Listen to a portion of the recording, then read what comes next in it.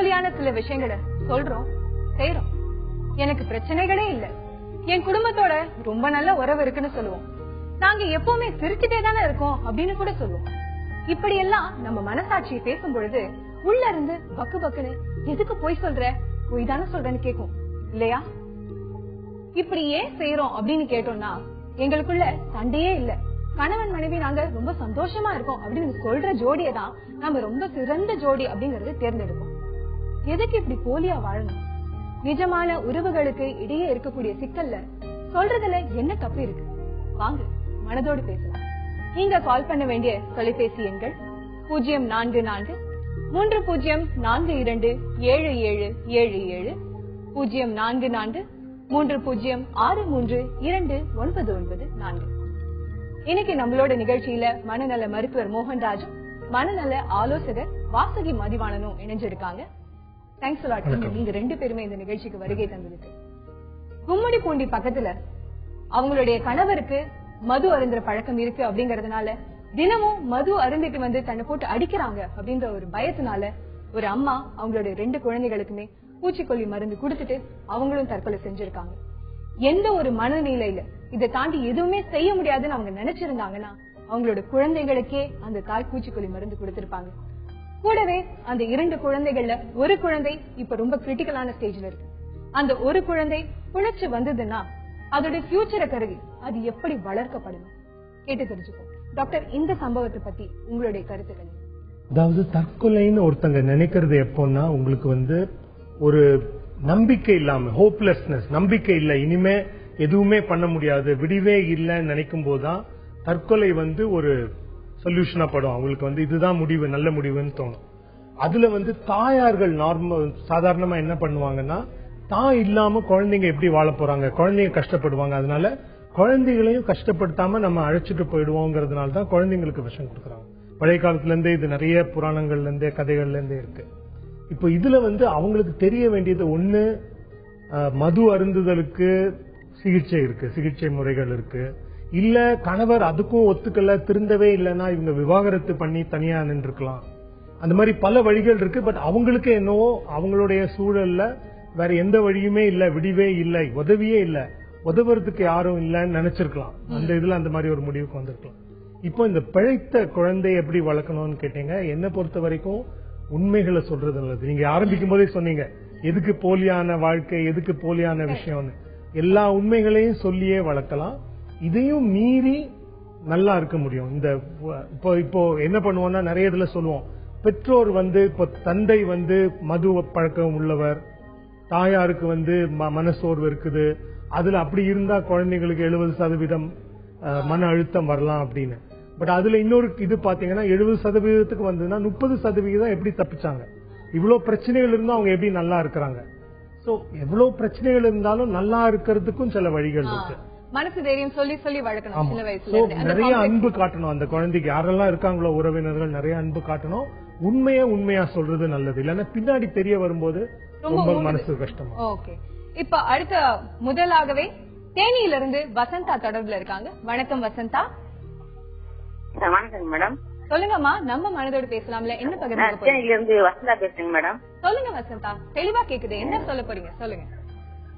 எனக்கு எதை நினைச்சாலும் ஆப்போசிட்டா ஒரு தப்பா நடக்கிற மாதிரி தோணுதுங்க மேடம் மனசுல. ஓகே, என்ன சொல்லுங்க. என்ன நடக்கும் பொழுதும் ஆரம்பத்திலேயே தப்பா தான் தோணுதுங்களா? எந்த விஷயம் ஒரு ஏதாவது ஒண்ணு பார்த்தோம்னா, ஒரு விளக்கு இருந்துகிட்டு ஏதாவது பண்ணா அது அமர போகுது, அப்படி ஒரு தப்பா ஒரு யோசனையா வருதுங்க மேடம் மனசுல. ஒரு நல்ல விஷயமாவே யோசிக்க முடியும், யோசிக்க வரமாட்டேங்குது. பொண்ணு பெரிய பொண்ணு பொண்ணு மாசமா இருக்குங்க மேடம். ஏற்கனவே அந்த குழந்தை இறந்து போச்சு, பிறந்து இப்ப 2வது முறையே மாசமா இருக்கு. ஆனா அந்த இறந்த குழந்தை அந்த நினைச்சே வருதுங்க மேடம் எனக்கு. அப்படிங்களா? சரி, இது எப்படி திருத்திக்கலாம், இது எப்படி நம்ம மாத்தி யோசிக்கணும் அப்படிங்கறத நம்ம கேட்டு தெரிஞ்சுக்கலாம். வாசுகி மதிவாணன், இவங்களுக்கு என்ன சொல்லுவீங்க, எந்த மாதிரியான ஆலோசனைகள் கொடுப்பீங்க? அவங்க என்ன சொல்றாங்கன்னா, எப்பவுமே எனக்கு ஒரு எதிர்மறையான எண்ணங்களே வந்துட்டு இருக்கு அப்படின்னு சொல்றாங்க. இதுக்கு சில நேரம் ஒரு காரணம் என்னவா இருக்கலாம்னா, அவங்களோட பாஸ்ட், அதாவது கடந்த காலத்துல அவங்களுக்கு அந்த மாதிரியான நிறைய நிகழ்வுகள் அதனால அவங்க மனசுல பதிஞ்சு போயிருந்திருக்கலாம். எது நடந்தாலும் எல்லாமே எனக்கு தப்பா நடக்கலாம் அப்படிங்கறது. அப்புறம் இன்னொன்னு ஒரு பொண்ணுக்கு பிரசவம் அப்படின்றப்போ இந்த தாய்க்குமே ஒரு சின்ன பயம்ல நிறைய பயங்கள் இருக்கும். ஆனா இவங்க என்ன நினைக்கணும்னா இந்த நான் பயப்படுறதுனால எதை என்னால தடுக்க முடியும், எதையுமே தடுக்க முடியாது. இன்னும் இருக்கிற அவங்க பொண்ணுக்கும் கூட பிரஷரை கொடுக்குறாங்க. அது இல்லாம என்னால பெஸ்ட் மேக்சிமம் என்ன பண்ண முடியும், மேபி அந்த பொண்ணுக்கு நல்ல ஒரு ட்ரீட்மெண்ட் கொடுக்கறது, எவ்வளவு சேஃப்டியா வச்சுக்க முடியும், அந்த மாதிரி என்னால மேக்சிமம் என்ன பண்ண முடியும்ன்றத நினைச்சு பண்றதே ஒழிய இது எதுவுமே இவங்க கண்ட்ரோல் இவங்க கையில எதுவுமே கிடையாது. இது நடக்கிற போறத இவங்களால நினைச்சு தடுக்க முடியாது. மேக்சிமம் என்ன பெஸ்ட் என்னால ஒரு மெடிக்கல் ஃபெசிலிட்டியோ என்ன கொடுக்க முடியும்ன்றதை யோசிச்சு செய்யறதுதான் கவலைகளை குறைச்சிக்கிட்டு இன்னும் தைரியம் இவங்க பொண்ணுக்கு அதிகமா சொன்னா எல்லாமே நல்லபடியா தான் நடக்கும் இல்லையா? அவங்களை தொடர்ந்து சென்னையில இருந்து ராஜேஸ்வரி தொடர்புல இருக்காங்க. வணக்கம் ராஜேஸ்வரி. வணக்கம் மேடம். சொல்லுங்கம்மா, நம்ம மனதோட பேசலாம்ல, என்ன பகிர்ந்துக்க போறீங்க? மேடம் இப்ப எனக்கு இப்போ சொல்லுங்கம்மா. ரொம்ப மன அழுத்தம் இருக்கு. அதாவது பெற்றோர் வீட்லயும் யாரும் ஆதரவு இல்ல, கணவர் வீட்டு சைட்லயும் ஆதரவு இல்ல. இப்ப பிரசன்ட் இப்ப எனக்கு உடல்நிலை கொஞ்சம் சரியில்லை, கொஞ்சம் பேக் பெயின் இருக்கு. அதையும் பாக்குறதுக்கு ஆனா ஒரு இது இல்ல யாருமே. சரிங்கம்மா. அப்புறம் ஆக்சுவலா கொஞ்சம் டிப்ரெஷனுக்கு மெடிசன் எடுத்துட்டு இருக்கேன். இப்ப என்னன்னா எந்த காரியத்தையும் என்னால தைரியமா செய்ய முடியல. ஏன்னா எல்லாருமே போட்டு ஒரு அழுத்தத்தை கொடுத்து என்ன நல்லா போல்டா இருந்த. பட் இப்ப என்னன்னா இப்ப என்னால எந்த காரியத்தையும் தைரியமா செய்ய முடியல, இறங்க முடியல. ஏன்னா அதுவும் கிடையாது, இந்த மாதிரி ஒரு சூழ்நிலையா இருந்துச்சுன்னா எதையுமே என்னால தைரியமா பண்ண முடியல. ஏன்னா அந்த மாதிரி ஒரு ஃபியர் வந்திருக்கு. இப்ப கொஞ்ச நாளா ரொம்பவே ஃபியர் இருக்கு. எந்த எதையுமே செய்ய முடியல. இந்த மாதிரி நிலைமையில இருந்துட்டு நல்லாவும் இல்ல. கரெக்ட்மா, நீங்க சொல்றது நல்லாவே புரிஞ்சுது. இதுக்கப்புறம் உங்க வாழ்க்கையை நீங்க எப்படி நடத்தி செல்லணும் அப்படிங்கறத நம்ம டாக்டர் கிட்ட கேட்டு தெரிஞ்சுக்கலாம். டாக்டர் மோகன்ராஜ், உங்களுக்கு என்ன ஆலோசனை? இப்போ ஒரு நல்ல விஷயம் நீங்க பண்ணிருக்கீங்க. ஏற்கனவே மனநல மருத்துவரை பார்த்துட்டேன், சிகிச்சை ஆரம்பிச்சுட்டேன்னு சொன்னீங்க. அதாவது யாருமே ஆதரவு இல்லைன்னா நீங்க சொன்னீங்க, எந்த சைடுமே ஆதரவு இல்லைன்னு.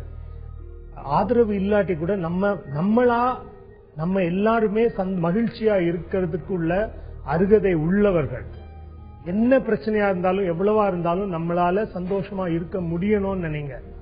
அப்புறம் இன்னொன்னு என்ன பண்ணலாம்னா, நீங்க நல்லா இருந்தப்போ என்னென்ன விஷயங்கள் உங்களுக்கு மகிழ்ச்சி கொடுத்தது, 5 நிமிஷமோ 10 நிமிஷமோ அந்த சின்ன சின்ன சந்தோஷம் எது கொடுத்தது பாருங்க. அதை கூட செய்ய பாருங்க. எதுவா கூட இருக்கலாம், படிச்சதா இருக்கலாம், ஏதாவது வாசிக்கிறதா இருக்கலாம், பாட்டு கேட்கறதா இருக்கலாம், இல்ல ஒரு நடக்க போறதா இருக்கலாம், உடற்பயிற்சியா இருக்கலாம். ஏதாவது ஒண்ணு 5-10 நிமிஷம் சந்தோஷம் கொடுத்தா கூட அதை திரும்ப திரும்ப செய்யுங்க. நீங்க சந்தோஷமா இருக்க அருகதை ஆனவர்கள் என்பதை நம்புங்க. நம்ம எல்லாருமே சந்தோஷமா இருக்கிறதுக்கு அருகதை ஆனவர் தான். எவ்வளவுதான் தப்பு பண்ணிருந்தாலும் தப்பு பண்ணவேன், அதனால எனக்கு நீ விமோசனமே கிடையாது அப்படின்னு நினைக்க வேண்டாம். ஆதரவு ஏன் கொடுக்கலங்கிறத கண்டுபிடிச்சு அதையும் சரி பண்ண பாருங்க. அவங்களுக்கு ரிலாக்ஸ் பண்ணிக்கிறதுக்கு என்னென்ன வழிகள் இருக்கோ அதை தேடி. அதாவது என்னென்ன விஷயங்கள் உங்களுக்கு சந்தோஷம் கொடுக்குதோ அதான் உங்களுக்கு உண்டான ரிலாக்ஸேஷன். அதை நீங்க பண்ணுங்க. ஒருத்தருக்கு ஒரு மாதிரி இருக்கலாம். அதனாலதான் நான் இதை பண்ணுங்க அதை பண்ணுங்கிறத விட உங்களுக்கு எது சந்தோஷத்தை கொடுக்குதோ அதை எல்லாமே பண்ணுங்க, திரும்ப திரும்ப பண்ணுங்க. முதல்ல பண்ணவே தோணாது, நமக்கு தெரியும் உடற்பயிற்சி பண்ணா நல்லா இருக்கும். ஆனா உடற்பயிற்சி பண்ணவே தோணாது. அந்த முதல் அடி எடுத்து வைக்கிறதுக்கு கஷ்டமா இருக்கும். ஆனா எடுத்துதான் வைக்கணும். நான் எப்படியாவது நான் இதுல இருந்து வெளியே வரணும்னா நிச்சயமா வெளியே வர முடியும். ராஜேஸ்வரி, உங்களுக்கு என்ன சந்தோஷம் கொடுக்குமோ அதை எடுத்து நீங்க தைரியமா செய்யுங்க, கவலையப்படாதீங்க. வாழ்க்கையில எல்லாம் நல்லபடியா நடக்கும். இப்போ திருப்பூர்ல இருந்து நமக்காக புஷ்பகுமார் தொடர்புல இருக்காங்க. வணக்கம் புஷ்பகுமார். ஹலோ, வணக்கம் மேடம். சொல்லுங்க புஷ்பகுமார், நம்ம மனதோட பேசலாம்ல, என்ன பகிர்ந்துக்க போறீங்க? மேடம், எனக்கு ஒரு 8 வருஷத்துக்கு முன்னாடி இருந்து ஒரு சின்ன ப்ராப்ளம். அதாவது வயிற்றுல அடிக்கடி வலி வந்துட்டே இருக்கும். சரிங்க. அப்ப டாக்டர் போய் நான் காமிச்சப்போ டாக்டர் என்ன சொன்னாங்கன்னா, உங்களுக்கு வயிற்றுல எல்லாம் எந்த ப்ராப்ளம் இல்ல, இப்ப மனசுலதான் ஏதோ ப்ராப்ளம் இருக்குன்னு சொல்லி மனநல மருத்துவர்கிட்ட கூட்டிட்டாங்க. அப்புறம் காலையிலயும் ஈவினிங் நைட்டுக்கும் ஒரு 4-5 வருஷமா தொடர்ந்து கண்டினியூவா மாத்திரை சாப்பிட்டு அதுல இருந்து பரவாயில்ல. இப்ப அந்த மாதிரி அந்த ப்ராப்ளம் இல்ல. ஆனா இப்ப 1 இயரா நான் இந்த ஃபியூசர்ங்கிற மாத்திரையை நானாவே போட்டுச்சாதான் தூக்கம் வருது. அந்த படபடப்பு காலையில கொஞ்சம் ஃப்ரீயா மன அழுத்தம் இல்லாம மாதிரி இருக்குது. இது நானே தொடர்ந்து சாப்பிடுறது நல்லதா இல்ல நான் போய் டாக்டரை பாக்கணுமா அப்படின்னுதான் எனக்கு கேட்டு தெரிஞ்சுக்கலாம். ரொம்ப சரியான சமயத்துல சரியான கேள்வி கேட்டிருக்கீங்க நீங்க. வாசுகி, உங்களுக்கு என்ன சொல்லுவீங்க? எப்பவுமே வந்து டாக்டர்ஸ் ஒரு மாத்திரை மருந்து குடுக்கறப்போ வந்து ஒரு டைம் கொடுப்பாங்க, ஒரு மாசத்துக்கு சாப்பிடுங்க, 3 மாசத்துக்கு சாப்பிடுங்க அப்படின்னு. இவர் என்ன சொல்றாருன்னா, அந்த வயிற்று வலிக்கு சாப்பிட்டு அது நல்லா ஆயிடுச்சு, அதுக்கப்புறம் வந்து இன்னும் அதை தொடர்ந்து சாப்பிடலாமா அப்படின்னு கேக்குறாரு. நிச்சயமா வந்து ஒரு டாக்டரோட அட்வைஸோட டாக்டர்கிட்ட கேட்டு அவர் வந்து இதை கண்டினியூ பண்ணலாம், இல்லாட்டி இதுக்கு பதிலா நீங்க வேற மருந்து சாப்பிடலாம், இல்லாட்டி மருந்தே வேணாம் அப்படின்றத வந்து அவர்கிட்ட கேட்டு தெரிஞ்சுக்கிட்டு செய்யறதுதான் மிக சரியான முறையா இருக்கும். இவரா வந்து அதை தொடர்ந்து எடுக்க கூடாது.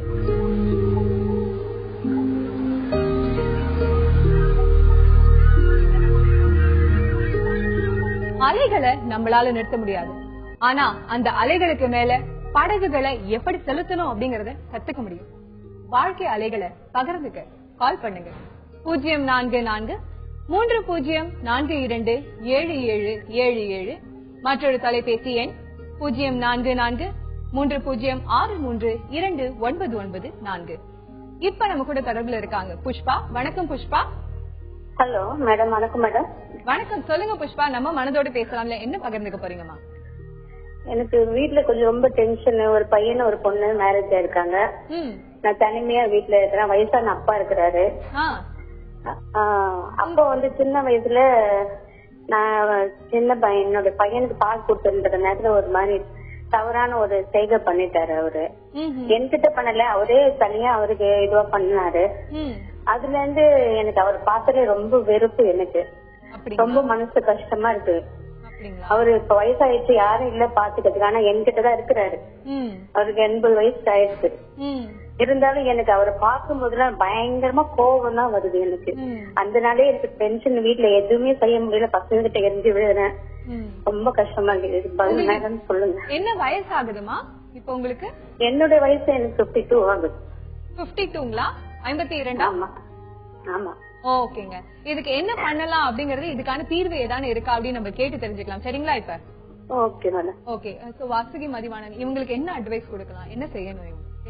அவங்க வெளியில வந்து சொல்றாங்க அவங்க அப்பா மேல கோவம் இருக்குன்னு, அதையும் தாண்டி அவங்க உள் மனசுல வந்து நம்ம அப்பா வந்து சரியா பாத்துக்கல, அப்பா வந்து இப்படி வெறுக்கிறோமே அப்படிங்கிற அந்த ஒரு குற்ற உணர்ச்சியும் இருக்கு. அதனால வந்து எல்லா பண்புகளையுமே வந்து ரொம்ப சிறந்த பண்பு வந்து ஒருத்தங்களுக்கு வந்து ஒரு மன்னிக்கிறது தான். எல்லாருமே தப்பு பண்ணுவோம், எல்லாருமே இது பண்றோம், அதை உணர்றப்ப வந்து நிச்சயமா வந்து மன்னிக்கணும். அதுவும் வந்து இன்னைக்கு அப்பா வந்து ஒரு வயோதிகமான ஒரு நிலைமையில இருக்கிறப்ப வந்து அந்த பழைய விஷயங்களை நீங்க நினைச்சு அவரை வந்து கோவமா சரியா அவரை கவனிக்காம இருக்கிறது வந்து என்னைக்குமே உங்களுக்கு வந்து அது உங்க மனசை விட்டு போகாது. நாளைக்கு ஏதோ ஒண்ணு அவர் வந்து இறந்துட்டாருன்னா அதுக்கப்புறம் இன்னும் வந்து நீங்க ரொம்ப மனசால பாதிக்கப்படுவீங்க. உங்களுக்கு வந்து இன்னைக்கு இப்போ பிள்ளைங்களோட கடமை எல்லாம் முடிச்சு நீங்க தனியா இருக்கீங்களா, அந்த தனிமையில வந்து அப்பா கூட வந்து அவருக்கு என்ன செய்யணுமோ அதை செஞ்சீங்கன்னா உங்களுக்கு இருக்கிற அந்த பிரஷர், ஸ்ட்ரெஸ் எல்லாமே நிறைய குறையறதுக்கு வாய்ப்பு இருக்கு. எப்படி வந்து அவரை மன்னிக்கலாம் அப்படின்றதுக்கு வந்து முயற்சி பண்ணுங்க. உங்களால முடியலன்னா வந்து நிச்சயமா வந்து ஒரு மனநல மருத்துவரை, ஒரு மனநல ஆலோசகரை வந்து நீங்க கட்டாயமா பார்க்கணும். அவங்க உங்களுக்கு வந்து சரியான அறிவுரை கூறுவாங்க. அந்த ஃபர்கிவ்னஸ், அதாவது அந்த மன்னிக்கிறது வந்து எப்படி செய்யலாம், அதை வந்து எப்படி வந்து நீங்க வந்து கடைபிடிக்கணும்ன்றத நிச்சயமா உங்களுக்கு உதவி பண்ணுவாங்க. நீங்க அதை வந்து உடனடியா செய்யறது ரொம்ப நல்லது. மன்னிச்சிருங்க, மறந்துருங்க. இப்ப அடுத்தபடியாக திண்டுக்கல்ல இருந்து தமனம் தொடர்புல இருக்காங்க. வணக்கம். ஹலோ. வணக்கம் சார், சொல்லுங்க. நம்ம மனதோடு பேசலாம்ல, என்ன பகிர்ந்துக்க போறீங்க? அம்மா வணக்கம்மா. வணக்கம், சொல்லுங்க சொல்லுங்க. வணக்கம்மா. தெளிவா கேக்குது. சொல்லுமா. சொல்லுங்க. நீங்க டிவி பாத்துட்டு இருக்கீங்க அப்படின்னா டிவி வால்யூமை கம்ப்ளீட்டா குறைச்சிருங்க, அப்பதான் நீங்க பேசுறது எங்களுக்கு தெளிவா கேக்கும். நீங்க பேசுறது தெளிவா கேக்குது தமிழம். நீங்க என்ன சொல்ல வரீங்க?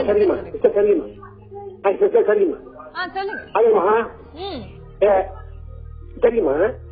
குழந்தைய கோவத்துல அடிச்சு போடுறாங்க, அடிச்சு போடுறாங்க. அது எப்படிமா டீல் பண்றது? ஓகே, உங்களுடைய கேள்வி நல்லா தெளிவா புரிஞ்சுது எங்களுக்கு. நானே கேக்குறேன். குழந்தைகளை கோவத்துல பெற்றோர்கள் அடிச்சிடுறாங்க, ஆனா அடிச்சதை நினைச்சு அப்புறம் ஃபீல் பண்றாங்க. அந்த குழந்தைகள் மேல அது ஒரு பாதிப்பும் ஏற்படுத்தும். இதை எப்படி சரி செய்யறது அப்படின்னு கேட்டிருக்காரு மோகன்ராஜ். உங்களுடைய பதில்? குழந்தைங்களை வந்து ஒண்ணு புரிஞ்சுக்க வேண்டியது, குழந்தைங்களை அடிக்கிறதுனால எந்த விதமான நன்மையும் இல்ல. பின்னாடி குழந்தைய அடிக்கிறதுனால நடக்கிற ஒரே விஷயம், அந்த குழந்தைக்கு அடிக்கலாம். இப்ப யாரா கேட்பாங்க, ஏன் குழந்தைய போட்டு அடிக்கிறேன்னா, தப்பு பண்ணா அடிச்சேன் அப்படிமீங்க. குழந்தைக்கு மனசுல பாடம் என்னன்னா, யாரா தப்பு பண்ணா அடிக்கலாம். சோ நாளைக்கு வகுப்புல யாரா தப்பு பண்ணா இந்த குழந்தை போய் அடிக்கும். இப்ப ஆசிரியர் கேட்பாங்க, ஏன் அடிச்சேன்னா, குழந்தை தப்பு பண்ணா அடிச்சேன், இல்ல நீ அடிக்க கூடாது, ஆசிரியர்கிட்ட சொல்லணும். குழந்தைக்கு புரியாது என்ன பெரியவங்களுடைய ரூல்ஸ் எல்லாமே ஒரு மாதிரி இருக்குன்னு. சோ குழந்தைய அடிச்சா அந்த குழந்தை அடிக்கிற ஒரு ஆளா உருவாகும். நீங்க எந்த விதத்துல திருத்தணும்னு நினைக்கிறீங்களோ குழந்தைகளை எப்பவுமே சொல்லியே திருத்தலாம். நீங்க அன்பும் காட்டுங்க, கண்டிப்பும் காட்டுங்க. பட் கண்டிப்புங்கிறது அடிச்சுதான் பண்ணணும்னு இல்ல. ஒரு சின்ன ஒரு முகத்துல ஒரு மாற்றம் இருந்தாலே போதும். அதுவே குழந்தைங்களுக்கு தெரியும், சரி இது செய்யக்கூடாத விஷயம். அதே மாதிரி நீங்க கோபம் காட்டும் போது சொல்லுங்க, என்ன காரணங்கிறத சொல்லுங்க. சொல்லாம திடீர்னு முறைச்சா கூட குழந்தைங்களுக்கு புரியாது ஏன் முறைக்கிறாங்கிறது. சோ நீங்க அடிக்காம குழந்தைக்கு சொல்லலாம், இது கூடாது, ஏன் கூடாதுங்கிறத நீங்க தெளிவா எடுத்து சொன்னீங்கன்னா குழந்தைகளை வளர்க்கணும் பண்ணலாம். இப்போ கோவையில இருந்து புவனேஸ்வரி தொடர்புல இருக்காங்க. வணக்கம் புவனேஸ்வரி. வணக்கம். சொல்லுங்க, நம்ம மனதோடு பேசலாம்ல, என்ன பகிர்ந்துக்க போறீங்கம்மா? புவனேஸ்வரி தொடர்புல இருக்கீங்களா? ஓகே. இப்போ குழந்தைகள் நம்ம என்ன செய்யறோமோ அதை உள்வாங்கிக்கிட்டு அவங்க செய்வாங்க அப்படின்னு சொல்றீங்க. ஆனா குழந்தைகளுக்கு தனியா ஒரு ஆளுமைன்னு பர்சனாலிட்டின்னு இருக்கும். அது எப்படி நமக்கு தெரிய வரும்? இல்ல அவங்களோட பர்சனாலிட்டியை மாத்தணும்னா சேஞ்ச் பண்ண முடியுமா? அதாவது பர்சனாலிட்டிங்கிறது குழந்தைங்களுக்கு டெம்பரமெண்ட் சொல்லுவோம். அந்த வயசுல இந்த டெம்பரமெண்டல் ட்ரெய்ட்ஸ் என்ன ஆகும்னா கொஞ்சம் கொஞ்சமா ஒரு 14, 15, 13 வயசுலாம் ஆகும்போது ஓரளவுக்கு கிறிஸ்டலைஸ் ஆகி உங்களுக்கு பர்சனாலிட்டி டெவலப் ஆகும். அதுல பாத்தீங்கன்னா நிறைய விஷயங்கள் அவங்க பார்த்து தெரிஞ்சுக்கிறது. நம்ம சொல்லி கொடுக்கறத விட அவங்க பார்த்து கத்துக்கிற விஷயம் நிறைய. ஒரு அறிஞர் முன்னாடி சொல்லியிருக்காரு, உங்க குழந்தைகள் நீங்க சொல்றத கேட்கறது இல்லன்னு வருத்தப்படாதீங்க, ஆனா உங்களை பார்த்துட்டே இருக்காங்கிறத ஞாபகம் வச்சுக்கோங்க. ஏன்னா நம்ம உங்க குழந்தை என்ன விதமான தன்மைகள் இருக்கணும்னு நினைக்கிறீங்களோ, என்ன விதமான வேல்யூஸ் குழந்தைகளுக்கு இருக்கணும்னு நினைக்கிறீங்களோ அதை நீங்க கடைபிடிச்சாதான் உங்களை பார்த்து குழந்தைங்க. ஒரு உதாரணம் நான் எப்பவுமே சொல்லுவேன் எல்லாருக்கும். அப்பா ஒரு நாள் முடிவு பண்ணாரு, என் குழந்தைக்கு நல்ல நல்ல விஷயங்களை சொல்லி தர போறேன்னு சொல்லிட்டு ஹரிச்சந்திரன் கதையை சொல்ல ஆரம்பிச்சாரு. ஏன்னா உண்மையை பேசுன்னு சொல்றத குழந்தைக்கு சொல்லி கொடுக்க போறேன். சோ 1/2 மணி நேரம் ஹரிச்சந்திரன் கதை சொன்னாரு. திடீர்னு அம்மா அங்க இருந்து சைகை காமிச்சு கூப்பிட்டாங்க, இந்த மாதிரி ராமன் மாமா போன்ல இருக்காருன்னா நான் வீட்டுல இல்லன்னு சொல்லு அப்படிங்கிறாரு. இத பாக்குற குழந்தை இன்னும் 1 மணி நேரம் ஹரிச்சந்திரன் கதை முடிச்ச பிறகு போய் சொல்லக்கூடாதுங்கிறத படிக்குமா, இல்ல சின்ன விஷயங்களுக்கு போய் சொல்லலாங்கிறத படிக்குமா? அதனால என்ன விஷயம் உங்க குழந்தைகளுடைய பர்சனாலிட்டியில ஆளுமையில வரணும்னு நினைக்கிறீங்களோ அதை நம்ம நம்பணும், நம்ம கடைபிடிக்கணும். அப்பதான் நம்ம செயல்ல காமிக்கணும். ஆமா, எடுத்துக்காட்டாக பெற்றோர் இருந்தாதான் அந்தந்த ஆளுமைகள் அந்த குழந்தைக்கு வரும். கரெக்ட். இப்போ நம்ம கூட தொடர்புல இருக்காங்க புவனேஸ்வரி சென்னையில இருந்து. வணக்கம் புவனேஸ்வரி. Good evening madam. சொல்லுங்க புவனேஸ்வரி. ஆக்சுவலி என்னோட ஃப்ரெண்டுக்காக நான் கேட்கணும். என்ன கேள்வி கேளுங்க. எப்பவுமே ஆன்சியஸா இருக்காங்க. நம்ம என்ன சொன்னாலும் நம்ம அந்த நேரத்துக்கு அவங்க கேட்டுக்கிறாங்க.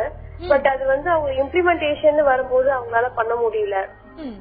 எப்பவுமே ஒரு சோர்வு, எப்பவுமே ஒரு காம்ப்ளெக்ஸ், எப்பவுமே அந்த ரிலேட்டடாவே இருக்காங்க. நினைச்சு வருந்தப்படுறாங்க. காம்ப்ளெக்ஸ் இருக்குன்னு சொல்றீங்க, எதனால காம்ப்ளெக்ஸ் அவங்களுக்கு தெரியுமா?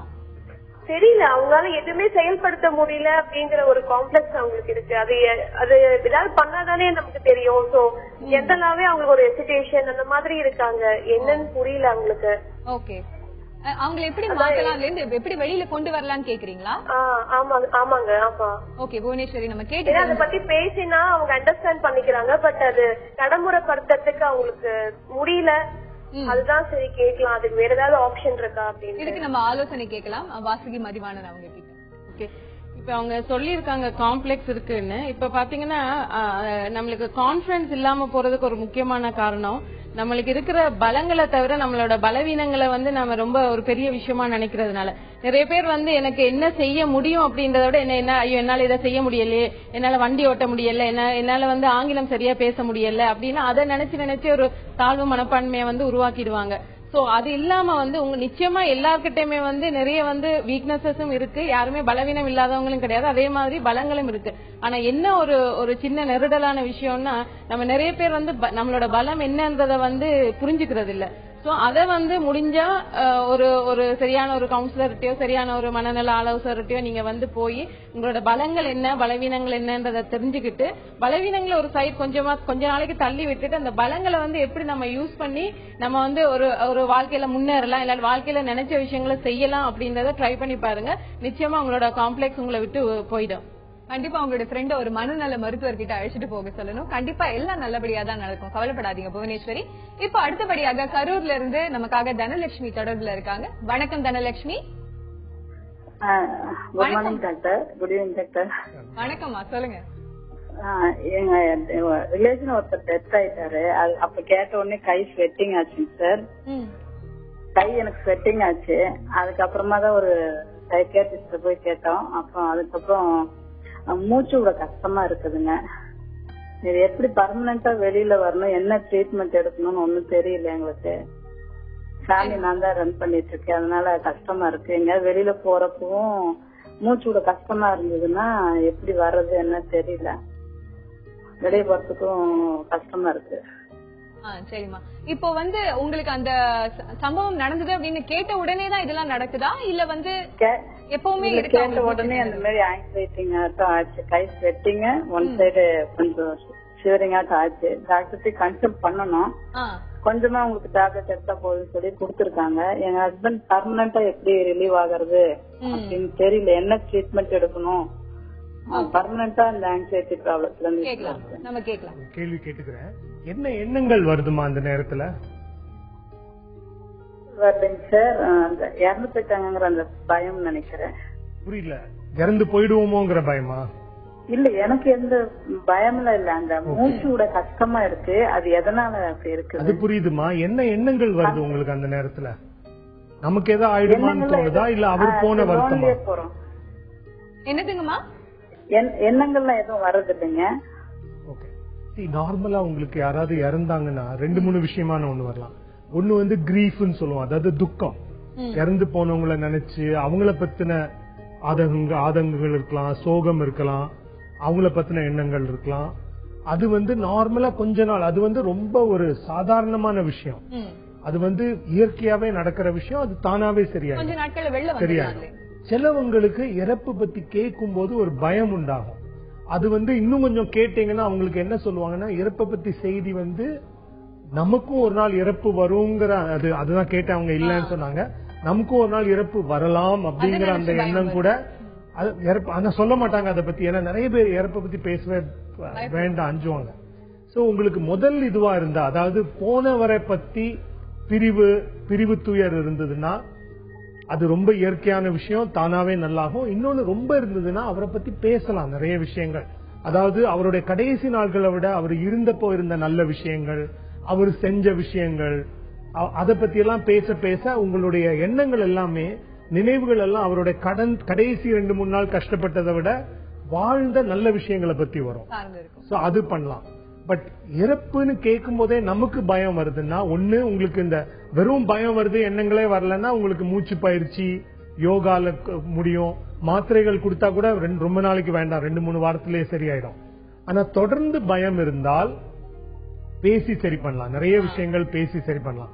இப்ப இறப்பு பயம் இருக்கிறவங்களுக்கு நாங்க ஒரு விஷயம் நாங்க என்ன சொல்றோம்னா, எந்த இறப்பு பயம் மட்டும் இல்ல, எந்த விஷயத்துக்கு பயம் இருந்தாலும் அதுக்கு ஒரு வழி என்னன்னா, என்ன நடக்கணுமோ நடந்துட்டு போட்டும் நம்ம ஏத்துக்கிட்டோம்னா நம்மளோட பயம். இப்போ ஒரு உதாரணத்துக்கு 2 பேர் போருக்கு போயிட்டு இருக்காங்க, அவங்களுக்குள்ள பேசிக்கிறாங்க. ஒருத்தர் சொல்றாரு, என்ன பெருசா நடந்துற போகுது, மேக்சிமம் உயிர் போகுது, பரவாயில்ல போட்டும் அப்படின்னு நினைச்சாருன்னா அவரோட பயம் 10க்கு 10ல இருந்து அட்லீஸ்ட் 10க்கு 5ஆவது வரும். அவரால் செயல்பட முடியும். பயத்தை குறைக்கிறதுக்கான வழிகள் பார்க்கணும் இல்லையா? ஓகே, ரிலாக்ஸ் பண்ணிக்கிறதுக்கு என்னென்ன விஷயங்கள் இருக்கோ அதை செய்யலாம். அண்ட் அப்படியே வேணும்னா கூட கவுன்சிலிங் இல்ல மூச்சு பயிற்சி அப்படின்ற ஒரு சில ஆப்ஷன்ஸ் சொல்லிருக்கீங்க. இப்போ அடுத்தபடியாக சென்னையில இருந்து ஸ்ரீனிவாசன் தொடர்புல இருக்காங்க. வணக்கம் ஸ்ரீனிவாசன். வணக்கம் மேடம்.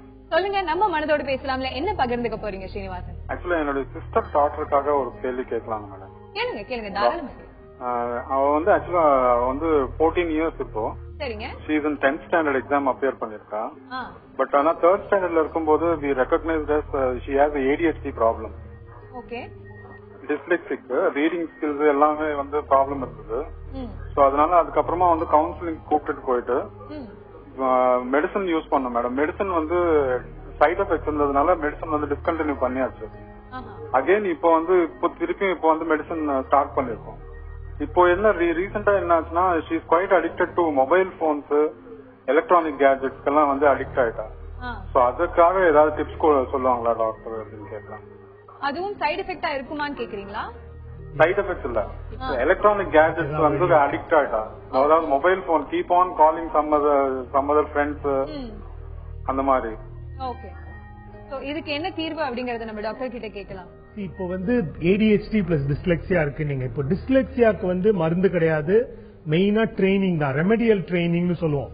இப்போ எல்லாத்துக்குமே கவுன்சிலிங்கிற ஒரே வேர்டை யூஸ் பண்றாங்க, பட் ஆக்சுவலா ரெமெடியல் ட்ரைனிங். ADHDக்கு வந்து மெடிசின்ஸ் இருக்கு, 4 மெடிசின் இருக்கு, 2 இந்தியால இருக்கு. அது என்ன பண்ணும்னா இப்ப ADHD மற்றவங்களுக்கு தெரியாதவங்களுக்கு என்ன சிதறல், அதாவது உங்களுக்கு கவனம் இருக்காது, கவன சிதறல் பிளஸ் ஒரு இடத்துல உட்கார முடியாது, துருதுருன்னு போயிட்டே இருப்பாங்க. பட் 17-18 வயசுக்கு அப்புறம் பாத்தீங்கன்னா அந்த துருதுருப்பு இருக்காது, ஆனா கவனச்சிதறல் இருக்கும். அது வந்து மூளையில இருக்கிற சில மாற்றங்களால வரக்கூடியது. அதுக்கு மருந்துகள் இருக்கு. மருந்துகள் கூட உங்களுக்கு சில மெத்தட்ஸும் இருக்கு, உங்களுக்கு நிறைய எக்ஸசைசஸ் இருக்கு அந்த கவனத்தை கூட்டுறதுக்கு, அதுவும் பண்ணலாம். மொபைல் போன் என்ன ஆகுதுன்னா உங்களுக்கு எப்பவுமே பக்கத்திலேயே இருக்குது, சின்ன சின்ன இன்பங்களை தருது. அதுக்கு மெயினா வந்து பிஹேவியரல் மெத்தட்ஸ் தான். அதாவது உங்களுக்கு அவங்களா எனக்கு அது குறைக்கணும்னு நினைச்சாங்கன்னா நிறைய வழிகள் இருக்கு, சொல்லி தரலாம். அவங்களுக்கும் விடணும்னு நினைச்சாங்கன்னா அந்த வழிகளை பின்பற்றினா நிச்சயமா குறைக்கலாம். மனசுல இருக்கக்கூடிய திடனும் அவங்க கூடவே வந்து சில பிராக்டிகல் டெக்னிக்ஸ் இருக்கு, அதை குறைக்கலாம். ஓகே, கண்டிப்பா ஒரு டாக்டர் கிட்ட அழைச்சிட்டு போகணுமா கவுன்சிலிங்கா? இல்ல இது வந்து இருக்காங்க இல்லையா ஆல்ரெடி, அவரை பார்த்தாலே அவங்க உதவி பண்ணுவாங்க. டாக்டரோ இல்ல கூட கவுன்சிலர் கூடவோ செய்ய முடியும். இப்போ இது ஒரு புது பிரச்சனை, நிறைய பேருக்கு அந்த மாதிரி இருக்கு. நிறைய டீனேஜர்ஸ்க்கு இந்த ஒரு கம்ப்ளைண்ட் கண்டிப்பா இருக்கு. அவங்களோட ஒண்ணு அவங்களோட ஆர்வம்னால செய்றாங்க, பட் அது அளவுக்கு மீதியா செஞ்சு அதனால, அதாவது இதுக்கு ஒரு பேர் வைக்க விரும்பல, இதுக்கு ஒரு நோயின்னு எல்லாம் பேர் வைக்க விரும்பல, ஆனா அது அவங்களுடைய மத்த நேரங்களையும் எடுக்குதுன்னா குறைக்கிறதுக்கு நிறைய வழிகள் இருக்கு, பிஹேவியரல் மெத்தட்ஸ் இருக்கு.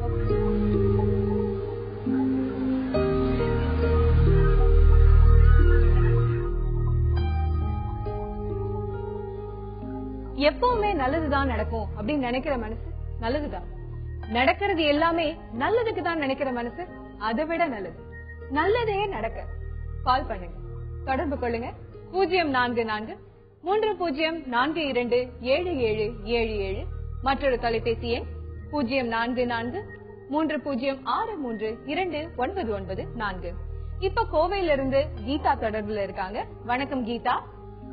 வணக்கம் மேடம். வணக்கம்மா, சொல்லுங்க. நம்ம மனதோட பேசலாம்ல, சொல்லுங்கம்மா, தெளிவா கேக்குது. மேடம் எனக்கு வந்து ஏஜ் வந்து 31 ஆகுதுங்க. சரிங்க. என்னோட வந்து லவ் மேரேஜுங்க மேடம். மேரேஜ் முடிஞ்சு 11 இயர்ஸ் ஆச்சுங்க. சரிங்க. 10 இயர்ஸ் வந்து லைஃப் நல்லா தான் போயிட்டு இருந்துச்சு. 2 குழந்தைங்க இருக்காங்க மேடம். இடையில வந்து நாங்க அம்மா வீட்டுல போய் வீடு கட்டி அங்க இருந்தோங்க. இருந்தப்ப வந்து ஒரு சில சிச்சுவேஷன், ஃபேமிலி சிச்சுவேஷன்ஸ்னால என்னோட ஹஸ்பண்ட் வந்து என்னோட ரிலேட்டிவ் ஒரு பொண்ணுக்கு வந்து தாலி கட்டிட்டாருங்க. தாலி கட்டினதுக்கு அப்புறம் அவங்க எங்களை பொறுத்த வரைக்கும் அவங்களுக்குள்ள எந்த ஒரு ரிலேஷன்ஷிப்புமே இல்லைங்க மேடம். ஜஸ்ட் ஒரு ஃபேமிலி சிச்சுவேஷன்னால இப்படி ஆயிடுச்சு. நெக்ஸ்ட் வந்து நான் அப்பா அம்மா தான் வேணும் அப்படின்னு சொல்லிட்டு அப்பா அம்மா வீட்டுக்கு போயிட்டேங்க. போனதுக்கு அப்புறம் ஸ்டேஷன் போய் கேசஸ் அந்த மாதிரி எல்லாம் பாத்துட்டு இப்போ ஸ்டேஷன்லயும் சமரசமா பேசிட்டு இந்த மாதிரி நீங்க வந்து சேர்ந்துருங்கன்னு சொல்லி எங்களை அனுப்பிச்சு வச்சுட்டாங்க மேடம். நாங்க இப்ப சேர்ந்துதான் இருக்கிறோம். ஆனா எனக்கு வந்து இன்னமும் வந்து மனசுல ஒரு டிப்ரெஷன், எங்க வந்து நம்மளுக்கு அப்பா அம்மா வேணுமா இல்ல ஹஸ்பண்ட் வேணுமா, அவரு வந்து நான் கரெக்டா நம்புறேங்க, கரெக்டா தான் இருக்காரு, எனக்கு அதுல எந்த ப்ராப்ளமும் இல்ல. ஆனா ஒரு இவருக்கு சப்போர்ட் பண்ணா அப்பா அம்மா நம்மளுக்கு வந்து நாளைக்கு ஏதாவது பிரச்சனைனா வரமாட்டாங்களா, இல்ல அப்பா அம்மாவுக்கு சப்போர்ட் பண்ணா நம்ம லைஃப் போயிடுமான்னு ஒரு விதமான டிப்ரெஷனா இருக்குங்க மேடம். அதுக்குதான் எனக்கு ஆன்சர் வேணுங்க. இல்ல நான் ஏதாவது சைக்காட்ரிஸ்ட் போய் பாக்கலாங்களா? நீங்க சரியான கேள்வி கேட்டிருக்கீங்கம்மா. உங்க மனக்குழப்பத்துக்கு தீர்வு என்ன அப்படிங்கறத நம்ம டாக்டர் கிட்ட கேட்டு தெரிஞ்சுக்கலாம். டாக்டர் மோகன்ராஜ், உங்களுக்கு என்ன சொல்வீங்க குழப்பத்துக்கு? நான் என்ன சொல்வேன்னா, இது உங்க 2 பேருக்குள்ள விஷயமா. அவரை நீங்க நம்பலாம்னு நினைச்சீங்கன்னா நீங்க 2 பேரும் மனசு விட்டு பேசுங்க, நீங்க அவர் கூடவே வாழலாம். அதாவது அவரை நம்பலாம் நிச்சயமா. அவரை நம்புறதுனாலயோ அவர் கூட வாழ்றதுனாலயோ உங்க அப்பா அம்மா உங்களை விட்டுட்டு போறது இல்ல, அந்த குழப்பம் வேண்டாம். பிரச்சனை எல்லாம் அவரை நம்பலாமா இல்ல அவர் நம்மளை ஏமாத்திடுவாராங்கிறது மட்டும்தான். அவரை நம்பலான்னு உண்டுன்னா மனசு விட்டு பேசுங்க, உங்களோட எண்ணங்கள் எல்லாம் அவர்கிட்ட பேசுங்க. அப்படி உங்க 2 பேருக்குள்ள இன்னும் சில குறைகள் எல்லாம் இருக்குதுன்னா ஒரு மனநல ஆலோசகரை பார்க்கலாம், மனநல மருத்துவரை பார்க்கலாம். பட் முக்கியமா இதுல முக்கியமான 2 பேர்னு பாத்தீங்கன்னா நீங்களும் கணவரும் தான். அதிகமான குழப்பங்களை தவிர்க்கலாம். நீங்க வந்து கவலைப்படாதீங்க, என்ன விஷயமா இருந்தாலும் குடும்பமா உங்க ஹஸ்பண்ட் கிட்ட உட்காந்து பேசி எல்லாத்தையுமே சரி செஞ்சிடலாம். இப்ப அடுத்தபடியாக சென்னையில இருந்து மணிமேகலை தொடர்புல இருக்காங்க. வணக்கம் மணிமேகலை. வணக்கம் டாக்டர். வணக்கம்மா. இந்த மாதிரி எங்க அக்கா பொண்ணு வந்து கல்யாணம் முடிஞ்சு ஒரு 7-8 வருஷம் ஆகுது. சரிங்கம்மா. அவங்க வந்து நல்லா போயிட்டு இருந்தது லைஃப். அவங்களுக்கு இந்த 1 இயரா என்ன ப்ராப்ளம் தெரியல. இப்போ கண்டினியூவா அவங்க ஹஸ்பண்ட் அவங்களுக்கும் பிரச்சனை வந்துகிட்டே இருக்கு. இப்போ லாஸ்ட் வீக் வந்து ரொம்ப பிரச்சனை அதிகமாயிட்டு மேல இருந்து குதிச்சிருவேன், இது பண்ணுவேன், அது பண்ணுவேன், ஏதாவது பண்ணிப்பேன், சூசைட் பண்ணிப்பேன் அப்படின்னு இதே அவங்க மைண்ட்ல ஓடிட்டே இருக்கு. சரி, நாங்க வீட்டுல கூப்பிட்டு வந்து வச்சிருக்கோம். இது வந்து அவங்க ஒரு இடம் மாறி வந்தா நல்லா இருக்கும் அப்படின்னு வச்சிருக்கோம். அது டாக்டரை போய் நாங்க பாக்கல. டாக்டரை பாக்கணுங்களா இல்ல எப்படின்னு கேட்கலான்னு சொல்லி. ஓகே, இவங்களுக்கு சொல்லுங்க மேம். சரிங்கம்மா, இதுக்கு என்ன தீர்வு நம்ம கேட்கலாம். வாசுகி, உங்களுக்கு என்ன சொல்லுவீங்க உங்களோட குழப்பத்துக்கு தீர்வு? எப்பவுமே ஒரு எல்லாருமே முக்கியமா நினைக்க வேண்டிய ஒரு விஷயம் வந்து ஒரு கணவன் மனைவிக்குள்ள பிரச்சனைனா வந்து சொந்தக்காரங்களையோ இல்ல வந்து நண்பர்களையோ வந்து அதுல வந்து சம்பந்தப்படுத்தவே கூடாது. ஒரு பொதுவா இருக்கிற மனநல மருத்துவரையோ மனநல ஆலோசகரையோ தான் நீங்க போய் பார்க்கணும். நீங்க சொல்றீங்க வீட்டுல கொண்டு வச்சிருக்கோம், ஆனா வந்து என்ன பிரச்சனைன்றது தெரியல அப்படின்றீங்க. சோ அப்படி இருக்கிற பட்சத்துல வந்து நீங்க நிச்சயமா வந்து ஒரு மனநல ஆலோசகரை பார்த்து அவங்க 2 பேருக்குள்ள எதனால இந்த பிளவு வந்துச்சு, என்ன பிரச்சனைன்றது அவங்க மனசு விட்டு பேசினா அவங்க அதுக்கு சரியான தீர்வை சொல்லுவாங்க. இதுல வந்து 3வது சொந்தக்காரங்களையோ ஃப்ரெண்ட்ஸோ அந்த மாதிரி நீங்க இதுக்குள்ள வந்து இன்வால்வ் பண்ணினீங்கன்னா பிரச்சனை பெருசாகும். ஒவ்வொருத்தர் வந்து அவங்களுக்கு தெரிஞ்ச அட்வைஸ் அவங்களோட அனுபவங்களை வச்சு ஒவ்வொன்னு சொல்லுவாங்க. அது இன்னும் குழப்பங்களை உண்டு பண்ணும். சோ தெளிவா வந்து யார்கிட்டயுமே பேசாம தெளிவா ஒரு முடிவு எடுக்கணும் அப்படின்னா ஒரு மனநல ஆலோசகரை போய் பாக்குறதா சிறந்த வழி. உடனே அதை செய்யுங்க. இப்ப நம்மளோட தொடர்புல இருக்காங்க நெல்லையில இருந்து வனிதா. வணக்கம், நெல்லையில இருந்து வனிதா. Hello madam. சொல்லுங்க மேடம்.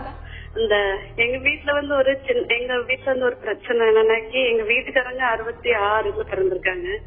நான் வந்து 80. பிள்ளைங்க வந்து 2002 2003 பிறந்திருக்காங்க. இப்ப வீட்டுக்காரங்க என்ன சொன்னாலும் பிள்ளைங்க ஒத்துக்கிடவே மாட்டேங்க. அவங்களுக்கு தெரியவும் மாட்டேங்குது. நான் இப்ப உள்ள பிள்ளைங்க எப்படி அப்படிங்கறது அவங்களுக்கு தெரிய மாட்டேங்குது. அப்போ எது சொன்னாலும் சண்டை தான் வருது வீட்டுல.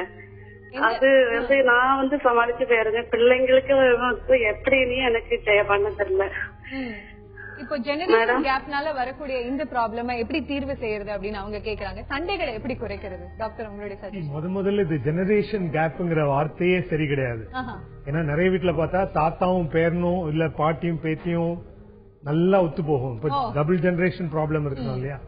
இது வந்து ஜெனரேஷன் கேப்பை விட நான் பெரியவன், நான் அப்பா, நான் சொல்றத நீ கேட்டாகணும் அப்படிங்கறத விட்டுட்டு சொல்றத ஏன் சொல்றோங்கிறத கரெக்டா எடுத்து லாஜிக்க சொன்னா குழந்தைங்க ஏத்துக்கிறதுக்கு வழி இருக்கு.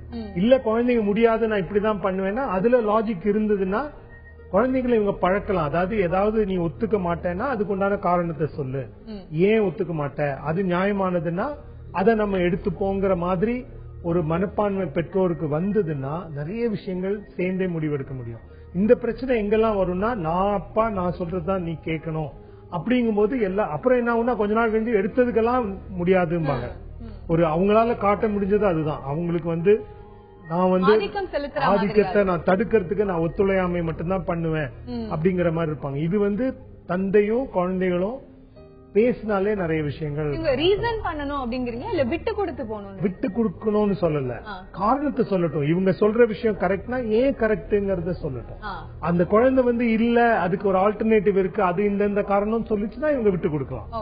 அதாவது வெறும் குழந்தை அழுது அதனால விட்டு கொடுக்கறேன்னா அப்புறம் அடம் பிடிக்கிற குணம். விட்டு கொடுக்கறத விட ஆப்ஜெக்டிவா 2 பேருமே எது இவர் சொல்றது குழந்தை முடியாதுன்னு சொல்றது அது 2 பேருமே லாஜிக்கா பேசலாம். சமமா உட்கார்ந்து பேசலாம். சமமா உட்கார்ந்து பேசி ஓகே நீ இப்படி சொல்றத நான் அதை ஏத்துக்கிறேன் அப்படின்னு இவரும் அந்த கரெக்டா குழந்தை விளக்கிச்சுன்னா ஏத்துக்கிட்டாருன்னா உங்களுக்கு பிரச்சனை. ஆமா, அடுத்துக்காக கேக்குதுன்னா விட்டு கொடுக்காம இருக்கலாம். பட் எல்லா விஷயத்திலயும் விட்டு கொடுக்காம இருக்கிறதும் சரியில்லை. புரிஞ்சுக்கிட்டு குழந்தை சொல்றது கரெக்ட்னா நம்மள மாத்திக்கலாம். இப்ப திருப்பூர்ல இருந்து தொடர்புல இருக்காங்க. வணக்கம்.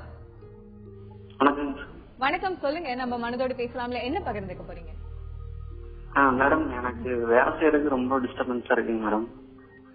எதுங்க டிஸ்டர்பன்ஸா இருக்கு? ஒரு எண்ணத்துல வேலை செய்யவே முடியலைங்க மேடம். ஒரு வேலை செய்யும் போது வேற எண்ணத்துல வந்துட்டே இருக்குதுங்க. அப்புறம் நைட்டு தூங்கி எந்திரிச்சோம்னா காலையில மறுபடியும் தூங்கி எந்திரிச்சு ஒரு எஃபெக்டா இருக்கிறது இல்லைங்க. நைட் வேலையில இங்க திருப்பூர்ல அதிகமா இருக்குங்க. இப்ப நாங்க நைட் வேலை எல்லாம் செஞ்சுட்டு காலையில போனா எப்படி ஒரு டயர்டா இருக்குமோ அந்த மாதிரி நைட் வேலை செய்யாதப்பயே டயர்டா இருக்குங்க. சரி, இது எப்படி சரி செஞ்சுக்கலாம் அப்படின்னு கேக்குறீங்களா? ஆமாங்க, அதை எப்படி பண்ணலாம் அப்படின்னு. ஓகே, நம்ம கேட்டு தெரிஞ்சுப்போம். வாசுகி மதிவாணன், இவங்களுக்கு என்ன ஆலோசனை சொல்லுவீங்க? இது உடல் உடல் நலம் ரெண்டுமே சம்பந்தப்பட்ட விஷயமா இருக்கலாம். இவரோட இந்த ஜெனரல் வீக்னஸுக்கு சில நேரம் உடல் ரீதியா சில ஒரு தைராய்டு பிரச்சனையோ இல்ல வேற ஏதாவது ஒரு விட்டமின் டெபிஷியன்சி இல்ல வேற மாதிரியான பிரச்சனை இருக்கலாம். சோ ஒரு பிசிஷியனே அவரோட குடும்ப மருத்துவரோ ஒரு பொது மருத்துவரை பார்த்து அவரோட ஒரு ஹெல்த் செக்அப்போ இல்ல உடலை ஃபுல்லா செக் பண்ணி எந்த பிரச்சனையுமே இல்ல அப்படிங்கிற பட்சத்துல மனநலம் ஏதாவது விஷயங்கள் அவரை குழப்புதா. எப்பவுமே சில விஷயங்களை செய்யறப்ப நம்மளுக்கு அதுல ஒரு கான்சென்ட்ரேஷன் பண்ண முடியாம இருக்குன்னா மனசுல நிறைய எண்ணங்கள் ஓடிட்டு இருக்குன்னு அர்த்தம். சரி, வேற ஏதாவது குழப்பங்கள் இருக்கா, வேற ஏதாவது பிரச்சனைகள் இருக்கா அப்படின்றத சரி அதை பத்தி யோசிச்சு அதை சரி பண்ணி அவர் அந்த மனசை ஒருநிலைப்படுத்துறதுக்கு என்ன பண்ண முடியும் அப்படின்றது அதுக்கான ஆலோசனையில எடுக்கிறது ரொம்ப நல்லது. ஆனா முதல்ல ஒரு டாக்டரை பார்த்து அவரோட ஹெல்த் செக்அப் பண்ணி உடம்புல எதுவுமே இல்ல அப்படின்றத ரூல் அவுட் பண்றது ரொம்ப முக்கியமான ஒரு விஷயம். 2 ஆப்ஷன் சொல்லிருக்கீங்க அவருக்கு. இது இல்லன்னா அடுத்தபடியாக அப்படி மனநலம். இப்ப திருப்பூர்ல இருந்து துர்கா தொடர்புல இருக்காங்க. வணக்கம் துர்கா. ஹலோ, வணக்கம்மா. நம்ம மனதோட பேசலாம்ல, என்ன பகிர்ந்துக்க போறீங்க? என் ஹஸ்பண்ட் நல்லாவே வேலைக்கு போறாரு, எந்த பிரச்சனையும் இல்ல. வீட்டுக்கு அந்த செல்போனை நோண்டிட்டு அதுவே பண்ணிட்டு இருக்காரு. குழந்தையோட பேசுறது இல்ல, என் கூட சரியா பேசுறது இல்ல. செல்போன் மட்டும் நோண்டிட்டு அது சாப்பிடுறாரு, தூங்குறாரு, அது மட்டும் பண்றாரு. அது என்ன ஏதாவது பிரச்சனையா அவருக்கு நான் புரிஞ்சுக்கலையா என்னன்னு தெரியல. அதான் அத பத்தி ஏதாவது கேட்கலாம். அந்த பழக்கத்தை எப்படி மாத்தலாம் அவர்கிட்டன்னு கேக்குறீங்க, சரிங்களா? கரெக்டா? ஆமா ஆமா. ஓகே டாக்டர், உங்களுடைய சஜஷன் உங்களுக்கு. இது இப்போ 2வது கேள்வி செல்போன் பத்தி. இது ஒரு காலத்தின் கட்டாயம் மாதிரி இப்போ செல்போன் நிறைய இருக்கிறதுனால. உங்களோட கேள்வி என்னன்னா, எங்களுக்கு நேரத்தை கொடுக்கறத விட செல்போனுக்கு கொடுக்கறாரு, எனக்கும் குழந்தைக்கும் கொடுக்கலங்கிறதா இவங்களோட முக்கியமான இது. செல்போனா இருக்கலாம், தொலைக்காட்சியா இருக்கலாம், கம்ப்யூட்டரா இருக்கலாம். நீங்க அதை சொல்லுங்க, இந்த மாதிரி நாங்க எங்களுக்கும் எனக்கும் குழந்தைங்களுக்கும் உங்களோட நேரம் கொஞ்சம் வேணும் அப்படிங்கறத எடுத்து சொல்லுங்க.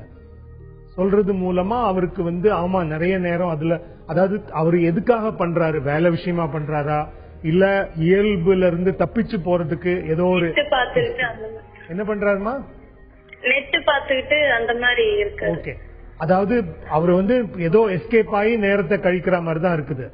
சோ நிகழ்காலத்துல அவருக்கு என்ன பிரச்சனை, எதனால நிகழ்காலத்துல இருந்து போறாரு அப்படிங்கறத பாக்கணும். நீங்க முதல் இது பேசுங்க, எங்களுக்கும் எனக்கும் நேரம் வேணும், குழந்தைங்களுக்கும். நீங்க குற்றம் சொல்லாம அவரை இன்வால்வ் பண்ண பாருங்க. குழந்தைங்களோட விளையாட்டுல இன்வால்வ் அவரை ஈடுபடுத்தலாம், உங்க கூட பேசுறதுல ஈடுபடுத்தலாம்.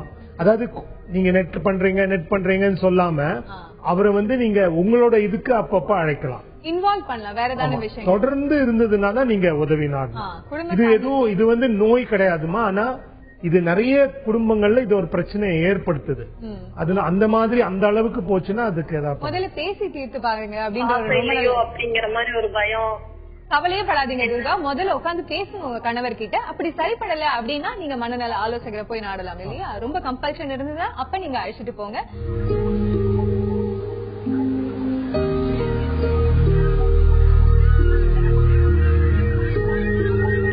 ஒவ்வொரு முயற்சியும் கிண்டல், கேலி, எதிர்ப்பு இதெல்லாம் தாண்டி வரலனா காலத்தை தாண்டி அது நிக்கல அப்படின்னு தான் அர்த்தம். எதிர்ப்புகளை எதிர்க்க, பிரச்சனைகளை பகிர்ந்து கொள்ள மனதோடு பேசலாம். வாங்க, தொடர்பு கொள்ளுங்க. 0443042777 மற்றொரு தொலைபேசி எண் 0443063299. இப்ப விழுப்புரம்ல இருந்து பானு தொடர்புல இருக்காங்க. வணக்கம் பானு. வணக்கம் மேடம். சொல்லுங்கம்மா, நம்ம மனதோட பேசலாம்ல, என்னம்மா பகிர்ந்துக்க போறீங்க? ஏதாவது ஒரு நல்ல விஷயம் நினைச்சாலும் அது கெட்டதா போகுமோன்னு ஒரு ஃபீலிங்காவே இருக்கு. சரிங்கம்மா.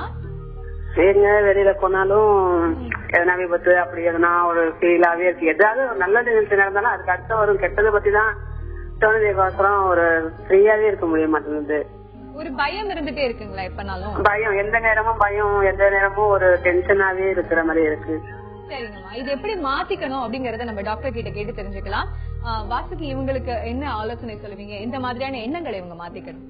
நான் அந்த முதலே சொன்ன மாதிரி இது வந்து ஒரு எந்த விஷயத்தையுமே ஒரு நம்ம வந்து ஒரு மன உறுதியோட கான்பிடன்ஸா செய்யலன்னா நிறைய பயம் இருக்கு. இது சரியா போகுமா இல்ல வந்து தப்பா போயிடுமா அப்படிங்கிற பயம் இருக்கும். சோ நீங்க அந்த செய்யற விஷயத்த வந்து என்ன செய்ய போறீங்கன்றது வந்து உங்களுக்கு ரொம்ப நெருக்கமானவங்க, அதாவது உங்க குடும்பத்துல வந்து உங்களை நீங்க யார நம்புறீங்களோ, உங்க கணவரா இருக்கலாம், இல்லாட்டி உங்க பேரண்ட்ஸா இருக்கலாம், இல்ல பிள்ளைங்களா இருக்கலாம், அவங்க கிட்ட கொஞ்சம் பேசுறப்போ உங்களுக்கு இன்னொரு தெளிவு பிறக்கும். நான் எடுத்த முடிவு சரியானது, நான் செய்யற விஷயம் சரியானது அப்படின்ற அந்த ஒரு தெளிவு வர்றப்போ வந்து இன்னும் வந்து ஒரு கான்பிடன்ஸோட இந்த வேலையுமே செய்வீங்க. அப்ப வந்து உங்களோட பயம் வந்து நிச்சயமா குறையும். அந்த பயம் வந்து சில விஷயங்கள் வந்து நிச்சயமா இருக்கு, இது எப்படி வருமானது அது எல்லாருக்குமே இருக்கிறதா. அது வந்து ஒரு கண்ட்ரோல் இல்லாம போறப்போதான் பிரச்சனை. அந்த கண்ட்ரோலுக்கு வரணும்னா வந்து உங்களோட அந்த உங்களை சுத்தி இருக்கிறவங்களோட சப்போர்ட் வந்து ரொம்ப முக்கியம். உங்களுக்கும் ஒரு சரி நான் ஏதோ தப்பா போனா கூட வந்து எனக்கு உதவி பண்றதுக்கு எனக்கு சப்போர்ட் பண்றதுக்கு ஆள் இருக்காங்க அப்படிங்கிற தைரியம் இருக்கிறப்ப வந்து எதையுமே நீங்க தைரியமா செய்வீங்க. ரொம்ப சரியா தைரியம் சொல்லிருந்தீங்க. அவங்களுக்கு ரொம்ப தேவையான விஷயம் கூட. இப்போ எந்த ஒரு விஷயம் எடுத்துக்கிட்டாலும் அதுக்கு வந்து மாத்திரைகள் இருக்கு, சைக்கியாட்ரிஸ்ட் மாத்திரைகள் சொன்னாங்க அப்படின்னு சொல்றாங்க. ஆனா அந்த மாத்திரைகள் எடுத்துக்கும் பொழுது அது மேல ஒரு டிபெண்டன்சி மாதிரி கிரியேட் ஆகுதா? ஒரு ஸ்லீப்பிங் டோஸ் எடுத்துக்கிட்டாங்கன்னா டெய்லி அந்த தூக்க மாத்திரை போட்டாதான் ஒரு தூக்கம் வருது அப்படின்ற ஒரு எல்லைக்கு அவங்க தள்ளப்பட்டாங்க அப்படின்னா அதுல இருந்து எப்படி மீண்டு வரணும்? எல்லா மாத்திரைக்குமே ஸ்லீப்பிங் டோஸ்னு ஒரு பெயர் இருக்கு, அப்படி கிடையாது. நிறைய நோய்கள், அதாவது பிரைமரி இன்சோம்னியான்னு ஒண்ணு இருக்கு, தூக்கம் மட்டும் பிரச்சனை, அவங்களுக்கு மட்டும்தான் தூக்கத்துக்கான மருந்தே தவிர மற்ற நோய்களுக்கெல்லாம் அந்தந்த நோய்களுக்கு உண்டான மருந்து தான் கொடுக்கறோம். அந்த நோய்களுக்கு உண்டான மருந்துல அந்த நோய்கள்ல தூக்கம் குறைவா இருந்தா தூக்கமும் வருமே தவிர அதெல்லாம் ஸ்லீப்பிங் பில் கிடையாது. பிளஸ் நோய்களுக்கு ஏற்ற மாதிரி நாட்கள் இருக்கு. சில நோய்கள் வந்து எவ்வளவு நாள் இருந்தது அதை பொறுத்து நாங்க 2 வாரம் கொடுக்கணுமா, 6 மாசம் கொடுக்கணுமா, 1 வருஷம் கொடுக்கணும். அது நல்லா ஆனதுக்கு அப்புறமே குறைக்க ஆரம்பிச்சிருவோம். குறைக்க ஆரம்பிச்சு உங்களுக்கு இப்ப ஸ்கிசோஃப்ரெனியாக்காகட்டும், டிப்ரெஷனுக்காகட்டும், ஓசிடிக்காகட்டும் கொடுக்கற மருந்துகள் வந்து டிபெண்டன்சி ஏற்படுத்தாது, குறைச்சிடலாம் கிராஜுவலா. பட் டியூரேஷன் ரொம்ப நாள் இருந்ததுன்னா, இப்ப ட்ரீட்மெண்ட்டுக்கு வர்றதுக்கு முன்னாடி அவங்களுக்கு வந்து நோய் 3 வருஷம் எல்லாம் இருந்ததுன்னா நோய் திரும்ப வராம இருக்கிறதுக்கு தடுப்புக்கு அந்த மருந்து வேணும். அதுக்கு நாங்க கொஞ்ச நாள், அது வந்து டியூரேஷனை பொறுத்து நாங்க எவ்வளவு நாள் கொடுப்போம், குறைக்கும் போது பிரச்சனை இல்லைன்னா இன்னும் கொஞ்சம் குறைப்போம் அந்த மாதிரி. பட் சின்ன சின்ன ப்ராப்ளம், இப்ப இவங்க சொல்ற மாதிரி பயத்துக்கோ டிப்ரெஷனுக்கோ அந்த மாதிரி விஷயங்களுக்கு கொடுக்கற மருந்தெல்லாம் நிச்சயமா நம்ம 4 மாசத்துல இருந்து 6 மாசத்துக்குள்ள நிறுத்த முடியும். அதுல டிபெண்டன்சி வராது. டிபெண்டன்சி வர்றது ஒரு குரூப்ல பென்சோடைசபின் ஒரு குரூப் இருக்கு, ஆங்ஸைட்டிக்கு கொடுக்கற மெடிசன். அது முதல்லயே சொல்லி அத வந்து ரொம்ப நாள் கொடுக்க வேண்டாம், 3 மாசத்துக்குள்ளயோ 6 மாசத்துக்குள்ளயோ நிறுத்தணும்னு சொல்லி குறைச்சு நிறுத்தலாம். மெடிசன் மட்டும் எடுக்காம கூடவே மற்ற பயிற்சிகளை அவங்க எடுத்துக்கிட்டாங்க, பயம் குறைக்கிறதுக்குள்ள பயிற்சிகள் பண்ணாங்கன்னா மெடிசன் நிறுத்துறதுக்கு உதவியா இருக்கும். இப்ப மதுரையில இருந்து சுதா தொடர்புல இருக்காங்க. வணக்கம் சுதா. வணக்கம் மேடம். வணக்கம், சொல்லுங்க. நம்ம மனதோட பேசலாம்ல, என்ன பகிர்ந்துக்க போறீங்க? மேடம் எனக்கு கல்யாணம் ஆகி 7 years ஆயிடுச்சு மேம். சரிங்க. குழந்தை இல்ல மேம். சரிங்க. ஆனா வெளியில எங்கேயுமே போறதுக்கு பயமா இருக்கு மேம். யாரும் என்ன எதுவும் சொல்லல, இருப்பதும் எதுவும் சொல்லிடுவாங்களோ அப்படின்னு நினைச்சு எந்த ஃபங்க்ஷனுக்கும் போக முடியல. அப்படிங்களா? நானே வீட்டுக்குள்ளேதான் இருக்கிறேன், வெளியில எங்கேயும் போறதுக்கு ஒரு பயம். இதை எப்படி தாண்டி வருது, இதை தாண்டி நான் எப்படி உலகத்தை போய் ஃபேஸ் பண்றது அப்படிங்கிற தைரியம் உங்களுக்கு கொடுக்கறதுக்காக நம்ம இதெல்லாம் தாண்டி வருவோம். கவலையே படாதீங்க. வாசுகி மதிவானது, இவங்களுக்கு என்ன தைரியம் சொல்லுங்க? குழந்தை இல்லைங்கிறது வந்து இது உங்களோட தப்போ, இது ஒரு பெரிய வியாதியோ கிடையாது. இத வந்து நீங்க எவ்வளவு ஒரு மனசுல வந்து ஒரு வேதனையோட இருக்கீங்கன்றத நல்லா தெரியுது. என்ன பேசுறப்போவே வந்து உங்களுக்கு அவ்வளவு ஒரு வேதனையோட நீங்க பேசுறீங்க. ஒண்ணு வந்து இது நிறைய விஷயங்கள் இருக்கு. ஒண்ணு வந்து நீங்களும் உங்க கணவரும் இந்த விஷயத்தை எப்படி எடுத்துக்கிறீங்க அப்படிங்கறது. ஏன்னா இந்த மாதிரி ஒரு குழந்தை இல்லைன்றது வந்து 2 பேர், முக்கியமா 2 பேர் சம்பந்தப்பட்ட விஷயம், கணவனும் மனைவி. சோ அவங்க கணவர் வந்து உங்களுக்கு எப்படி சப்போர்ட் கொடுக்குறாரு, இந்த விஷயத்தை அவர் எப்படி எடுத்துக்கிறாருன்றது ஒரு ரொம்ப முக்கியமான விஷயம். அது மட்டும் இல்லாம உங்களுக்கே நீங்க வந்து ஒரு தாழ்வு மனப்பான்மை உருவாக்கிக்கிட்டீங்க. நான் வந்து குழந்தை இல்லை, எப்படி ஃபங்க்ஷனுக்கு போக முடியும் அப்படிங்கறது வந்து இது வந்து ஒரு, அதுதான் நம்ம முதல்ல சொன்ன மாதிரி இது ஒரு வியாதி கிடையாது. நீங்களே வந்து இதுல இருந்து வெளியில வரணும்னா வந்து சில விஷயங்களை நீங்க செய்தாகணும். முதல்ல வந்து உங்களுக்கு நீங்களே வந்து தைரியம் சொல்லணும். இது வந்து என் மேல உள்ள குறை, மேபி உங்ககிட்ட ஏதாவது சில மெடிக்கலா வந்து ஏதாவது சில குறைகள் இருக்கலாம். அதுக்கு வந்து இன்னைக்கு இருக்கிற வந்து மெடிக்கல் ஃபெசிலிட்டிஸ் வந்து எவ்வளவோ இருக்கு. நீங்க என்னென்ன நிச்சயமா ட்ரை பண்ணிருப்பீங்கன்னு நினைக்கிறேன். அப்படி இல்லைன்னா கூட அதை வந்து கட்டாயமா செய்யுங்க. அது மட்டும் இல்லாம கணவரோட சப்போர்ட்டோட வந்து ஒரு கவுன்சிலிங்கோ ஒரு மனநல ஆலோசனை எடுக்கிறது வந்து ரொம்ப முக்கியம். இந்த மாதிரியான ஒரு சிச்சுவேஷனை வந்து எப்படி வந்து நான் வந்து எதிர்கொள்ளலாம், இதுல இருந்து நான் எப்படி வெளியில வரலாம், வெளியில வந்து வந்து ஒரு ஃபங்க்ஷனுக்கு போறதுக்கும் இதுக்கு வந்து எந்த சம்பந்தமே கிடையாது. முதல்ல வந்து அந்த மாதிரியான ஒரு மைண்ட் செட்ல இருந்து நீங்க வெளியில வரணும். நிச்சயமா வந்து உங்களோட கணவரோட உதவியோட நீங்க இதை செய்யணும். நிச்சயமா வந்து ஒரு மனநல ஆலோசகரை வந்து நீங்க பாக்கணும். சொல்லுங்க டாக்டர், நீங்க எதான ஷேர் பண்ண விரும்புறீங்க? இப்போ இது வந்து 7 மாசம் தான் ஆயிருக்குங்கறீங்க, இது ஒரு பிரச்சனையே கிடையாது. 7 மாசம் ஏன்னா 7 வருடங்கள். 7 வருடங்கள். சோ கண்டிப்பா இதை தாண்டி வாழ்க்கையில பல விஷயங்கள் இருக்கு. நீங்க கண்டிப்பா உங்க ஹஸ்பண்டோட சேர்ந்து டாக்டரை கன்சல்ட் பண்ணுங்க அப்படின்ற ஒரு மனதைரியம் நம்ம சொல்லுவோம். வாழ்க்கையில எல்லா விஷயங்களையும் தைரியமா அணுகுங்க புவனேஸ்வரி. இப்போ அடுத்தபடியாக நமக்கு பெங்களூர்ல இருந்து லட்சுமி தொடர்புல இருக்காங்க. வணக்கம் லட்சுமி. வணக்கம் மேடம். சொல்லுங்க லட்சுமி, நம்ம மனதோட பேசலாம்னு என்ன பகிர்ந்துக்க போறீங்க?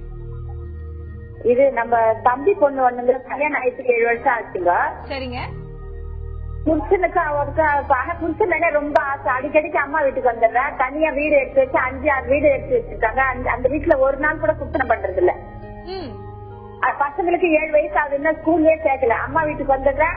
ஆனா புருஷனை பத்தி சொன்னேன், புருஷன் மேல எனக்கு ரொம்ப பாசம் இருக்குது, அது அவனை ஒண்ணும் சொல்லாதீங்கன்றான். ஆனா அவன் வீடு எடுத்து வச்சா இருக்க மாட்டான். அவனும் சரியா பேச மாட்டான். இவளும் அண்டர்ஸ்டாண்டிங்கா இருக்க மாட்டா. அப்புறம் இங்க வந்தா ஒரே அம்மா வீட்டுல வந்துடுறான். அவனை வீடு எடுத்து வச்சிருக்கா. 10 வீடு 10 வீடு மாத்தி வச்சு எந்த வீட்லயும் இல்ல. குழந்தைங்களுக்கு 7 வயசு ஆகுதுன்னா ஸ்கூல்லயே சேர்க்கல. இப்படியே வாழ்க்கை போயிட்டே இருக்கு. 2 பேருமே அண்டர்ஸ்டாண்டிங் இல்லம்மா. ஓகே, கல்யாணம் ஆனதுல இருந்தே இப்படிதானா? கல்யாணம் ஆகி அம்மா வீட்டுல இருந்தாங்க, சொந்த வீட்டு மேல. இப்ப வந்து அம்மா வீடு வச்சுட்டாங்க, அது செப்பரேட்டா வீடு பார்த்து வச்சுக்கிறான். அந்த வீட்டுல இருக்க மாட்டான். ஓகேமா. 6-7 வீடு ஆயிடுச்சு. அவனை எதனா திட்டினா விட்டு கொடுக்க மாட்டா, எதுவும் பண்ண மாட்டா. அவனும் சரியா பேச மாட்டான். பேச்சுவார்த்தை சரியா. நம்ம கேட்போம், டாக்டர் கிட்ட கேட்கலாம். டாக்டர் மோகன்ராஜ், என்ன அட்வைஸ் பண்ணுவீங்க? இப்போ கொஞ்சம் இருக்கிற விஷயம் வச்சு பார்க்கும்போது ஏதோ காரணம் இருக்குமா, அவங்க போகாததுக்கு ஏதோ காரணம் இருக்கு. அது என்னன்னு கண்டுபிடிக்கணும். அதாவது இவங்க மனசுல ஏதா இருக்கா, இல்ல 2 பேருக்குள்ள ஏதா பிரச்சனையா, இவங்க சொல்றத வச்சு எதுவுமே முடிவு பண்ண முடியாது. அதனால அந்த பொண்ணுகிட்டே பேசினாதான் நமக்கு தெரியும் என்ன எதனால போய் சேர்ந்து வாழல. ஏன்னா குழந்தைங்களும் இருக்காங்க. இப்போ அது இவங்க பிரச்சனையா 2 பேருக்குள்ள இருக்கிற பிரச்சனையாங்கிறத ஃபர்ஸ்ட் கண்டுபிடிக்கணும். டியூட்டிஸ் அண்ட் ரெஸ்பான்சிபிலிட்டிஸ் தெரிஞ்சு அவங்க நடந்துக்கலாம் அப்படின்ற ஒரு அட்வைஸ் நம்ம இப்ப சொல்ல முடியும். நிறைய காலர்ஸ் கால் பண்ணிருந்தாங்க, அவங்களுடைய பிரச்சனைகள் என்ன அப்படின்னு சொல்லியிருந்தாங்க. அதுக்கு தீர்வை நோக்கி ஒரு பிகினிங் நீங்க 2 பேருமே கொடுத்திருக்கீங்க. ரொம்ப ரொம்ப நன்றி doctor. Thank you so much for coming also. இன்னைக்கு யாரையாவது பார்த்து சிரிச்சேனா, யாரையும் பார்த்து அன்பா பேசினேனா, இன்னைக்கு யாராச்சும் மன்னிச்சேனான்னு தினமும் நாமளே நம்ம கேள்விகளை கேட்டுக்கணும். தானா நமக்கு அன்பு கிடைக்கும், மன்னிப்பு கிடைக்கும், புன்னகைகள் கிடைக்கும். வேற என்ன வேணும் ஒரு நல்ல வாழ்க்கைக்கு? புன்னகைகளை பகிர்வோம். மீண்டும் நாளை சந்திப்போம், மனதோடு பேசுவோம். அதுவரை உங்கள் அன்புடன் திவ்யா.